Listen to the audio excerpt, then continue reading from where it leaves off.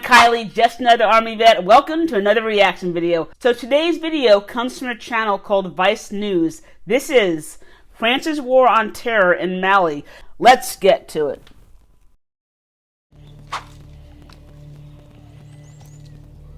On fait juste 300 mètres tout droit. Non, on va aller à pied? Oui. Ok. Donc le véhicule va rester comme ça. En fait, c'est une couverture.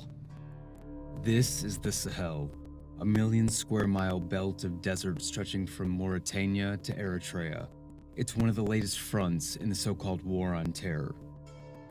So this is largely what the war in the Sahel looks like.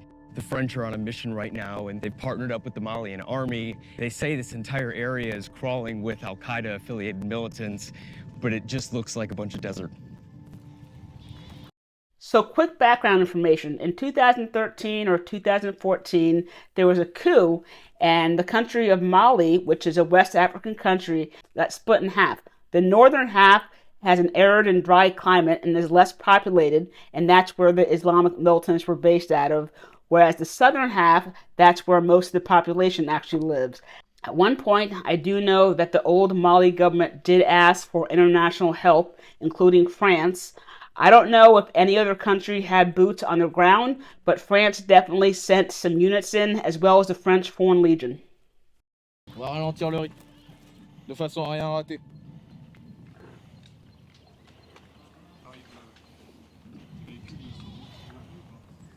C'est bon, on finit le ratissage. 2 colonnes, direction point de récupération. 300 à gauche, 600 à droite. Espacement en 20. Souvent, ils mettent en place des modes d'action où en fait, on appelle ça, ils se désilhouettent. Donc, ils laissent leur équipement dans des bois pour que nous, on puisse pas les détecter. In the Vietnam War, the U.S. forces had similar problems with the Viet Cong actually blending in with the civilian population and hiding all their arsenals. Lieutenant Tanguy is one of roughly 5,100 soldiers deployed by France as part of Operation Barkhane, a mission to fight Islamic extremism in West Africa. Voilà, quand ils laissent leurs équipements dans les bois, nous, on va dans les bois directement pour chercher et trouver, pour les priver de leur équipement. The French were called here in 2013 by the government of their former colony. A failed coup the previous year had led to a power vacuum, a rebellion in the north, and eventually a terrorist insurgency. La Constitution est suspendue jusqu'à nouvel ordre. Fighting them off was supposed to take a matter of weeks. That was 8 years ago. How often are these missions actually successful? En réalité, c'est vraiment rare qu'on trouve du matériel, mais ça arrive, on va dire, une fois sur 10, une fois sur 15. So what's the point? I mean, why keep doing these missions? On ne peut pas les combattre autrement. On essaye donc de les priver de leurs ressources. The French presence here doesn't seem that effective. But Mali's army needs help. Its government is in shambles.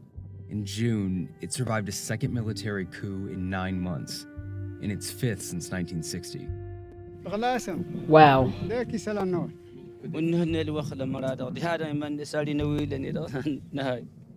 Est-ce qu'il y a des gens qui viennent pour leur proposer de l'argent pour les emmener avec eux?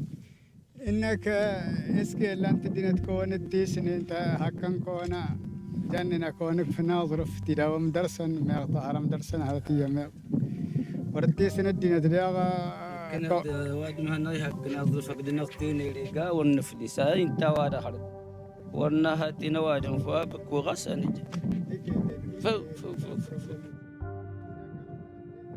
Sergeant Osman is Tuareg, the ethnic group whose failed coup in 2012 led to instability in the north. He was with the army when al-Qaeda-linked fighters came in, and he's been fighting them since. Donc maintenant les jihadistes ils vont venir comme les civils même. Population adhère à nous. Nous on est présents. Ça ne va pas les faire. So not only Vietnam, the same problem happened in Iraq and Afghanistan. Ils sont peur de dire ça à nous parce que si les populations encore ils sont dit ça à nous encore, les gens là ils vont se rencontrer encore en ville et les faire mal encore. Yes. So how do you fight or find an enemy that you can't see? Donc c'est une guerre là qui est très difficile. C'est une guerre là qu'on ne peut rien faire contre ça. Ils ont beaucoup de moyens, plus que nous de renseignements.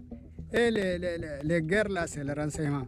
Is the Malian army ready to secure this country on its own? On n'a pas tellement de moyens, mais on est là pour la sécurité des populations. On a obligé de les faire jusqu'à la fin.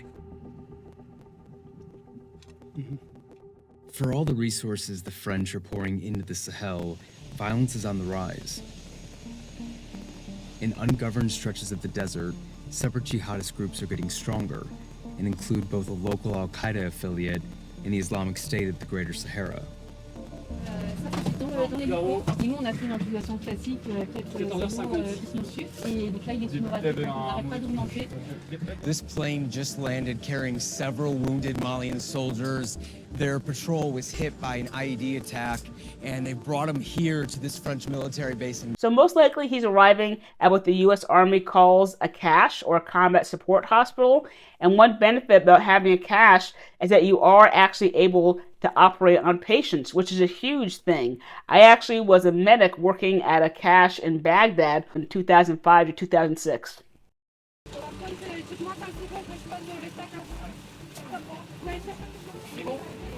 Violence in the Sahel has killed more than 20,000 people. And on this day, 3 of the 5 soldiers on that patrol died. On sort d'ici, on suit la patrouille de 52. Une fois que 51 a annoncé qu'on a franchi le checkpoint, tu tasses sur la droite, tu avances tout doucement. Une fois que tout le monde est arrêté, là on débarque pour contrôler le checkpoint. C'est pas un compte. Tu seras chef de la manip, je serai juste en arrière. Warrant Officer Tateo, the leader of the Tiger Infantry Unit, is taking his men on a mission outside their base. So we're on patrol with the French army, and we're heading into the city of Gao.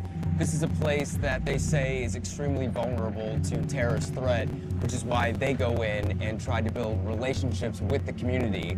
It's also an opportunity for them to gather intel about threats that may be surrounding the city. Le marché. The French are keen to show us they're engaging with people here. Bonjour. Ça va très bien, toi, marché. Ça va? Tateo says he's made his unit a regular presence at this market in Gao. Do you really think you're making a difference? Oui, ça fait la deuxième fois que je suis engagé au Mali. Et je vois une progression de la perception de la force. Avant, c'était très dur de parler avec la population. Maintenant, la population, ils ont compris qu'on est là pour les aider. You're armed to the teeth. There's a lot of guys here with guns. Do they have, any other choice but to love your presence here? En fait, ici, le territoire est un territoire de guerre. Donc, ils sont habitués à avoir des gens armés. Mais depuis que la force Barkhane est arrivée, ils se sont plus habitués à avoir des militaires français armés plutôt que des terroristes qui étaient présents sur la zone de Gao. Barkhane, what is that? And what kind of weapons are they actually carrying? That's what I want to know. Là aussi, au nord ici, là, Oui. on peut faire 1 semaine, 4 semaines dans la ville de Gao, il n'y a pas l'eau, il n'y a pas l'électricité. D'accord. Donc, des fois, il n'y a pas d'eau pendant 4 semaines. 4 semaines, il n'y a pas d'eau, il y a dans certains secteurs. Il n'y aura pas la paix. D'accord, je comprends. C'est très important pour nous ce que vous nous dites. Voilà. D'accord? Car aujourd'hui, les Maliens sont en train de souffrir. Tant qu'il n'y a pas de justice sociale entre les hommes, Oui. il n'y aura pas la paix. D'accord. Le développement que vous faites, les armes que vous prenez là, Oui. ça va empirer seulement. In 2012, Gao came under the control of armed Islamist groups. Madame Kido was here when they first arrived. Il y avait les zadistes, ils coupent les bras, ils coupent les mains, les blancs de Kido qui sont venus, les rebelles. Ils ont tombé sur les femmes même. Ils font tout, ils volent. On s'est souffert bien. Quand les Français sont venus, les zadistes sont courus. Nos soldats ne peuvent pas nous protéger bien. Donc, So I saw that the French were going on patrols with the Mali army, but I'm assuming that they were also training them, because after all, that's what we did in Iraq and Afghanistan. on veut que les Balkans restent un peu. But French President Emmanuel Macron has different plans. In June, following Mali's latest coup, he announced Operation Barkhane was ending. But Mali's problems go beyond the insurgency threat in the north. Central Mali is arguably the most dangerous place in the country right now, accounting for about 40% of all attacks. Here, some ethnic groups have armed themselves, they say to fight off terrorists. So we're in central Mali, in what's known as Dogon country, and we're with the Dadanambasagu, which is the Dogon self-defense militia that has been set up to protect this area. They say it's been completely neglected by the Malian army, and there's only a few hundred of them here to protect this land. Leading this group is this man, Yusuf Toliba. The government ordered him to disband in 2018, but they're still operating.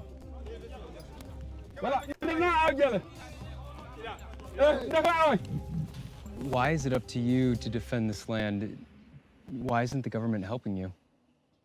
Biraga eta bira me eta joba emme mpate kwa yen wakana emme ku yemme defan kananto so ga alhalo gano. Why do you think jihadis are interested in your land? Jawga korono dia jawe de emme inne jawga kidebe jawe daga de mawo e gai woga no mo belama. The Dogon aren't just fighting off terrorists, they're also fighting with another ethnic group, the Fulanis. The two always had disagreements. The Dogons grow crops while Fulanis raise cattle, but they lived side by side until insurgent groups came in and recruited some Fulanis. Yadisi gambe ginebe mena yeli nde biyata gambe pulombe. Si wade gambe le emele bahasi kan undu. But ndengambe ya yele bemena biyadi.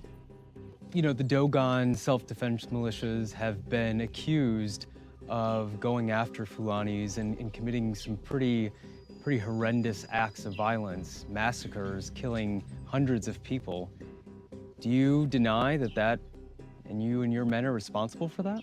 Oh, ndene malbe gelia undada ni men joba komono no we emado yo do mayo. But Human Rights Watch monitors specifically named this group in at least 2 massacres.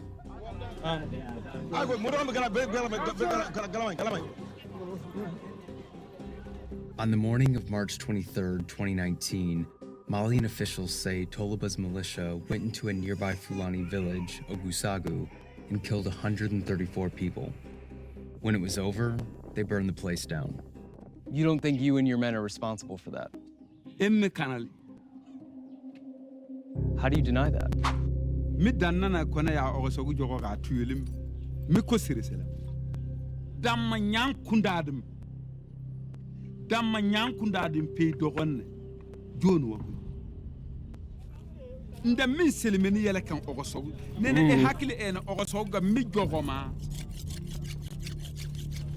Whether or not Toliba will ever cop to the massacre doesn't mean much to survivors who know what they experienced.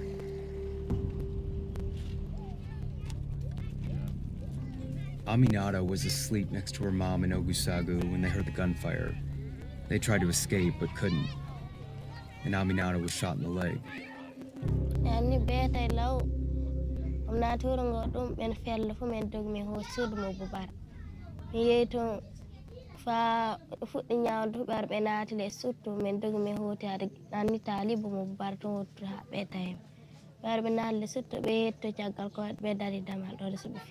What were you feeling in that moment when that was happening?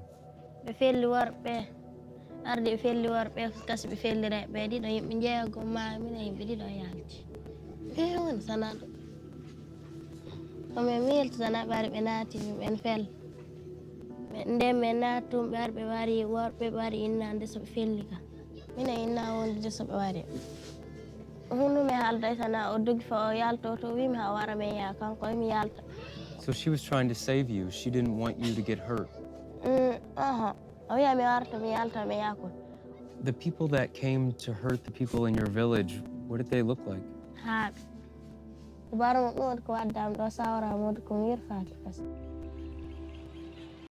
It's always the innocent civilians that pay when it comes to these insurgencies and wars. I mean, why can't they just leave civilians and kids out of these problems? There's hardly any government around to help diffuse tensions stoked by the terrorist groups, but some people are tired of waiting for officials to step in. At this meeting in Sevres at a community center, Dogon, Fulani, and other ethnic leaders are trying to solve their problems diplomatically.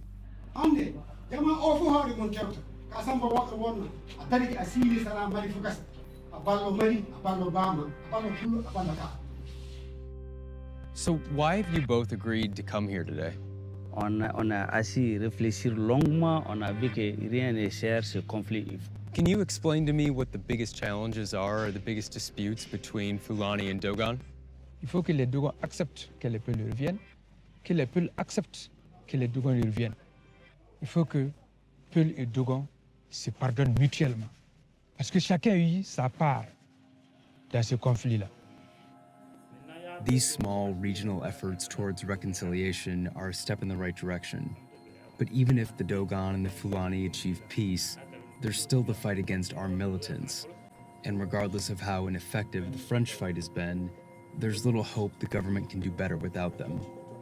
So the Dogons were actually accused of doing at least a couple of massacres. How about the other group? Have they also been accused of doing massacres as well?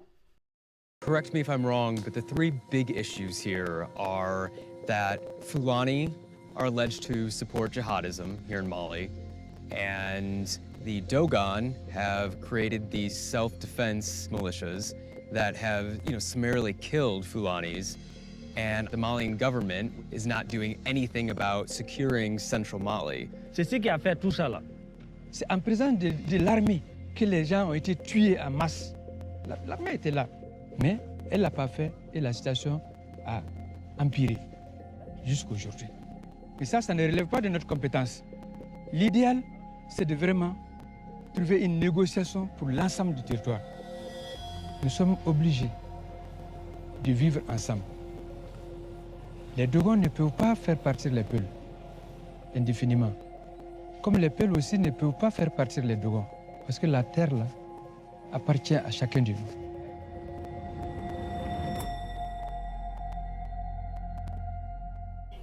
I'm looking at when this video was uploaded, and it was July of 2021. And France did not actually leave Mali until August of 2022. And that was after 9 years of being there. And it kind of reminds me of Afghanistan, though, because they left, and was Mali any better for it?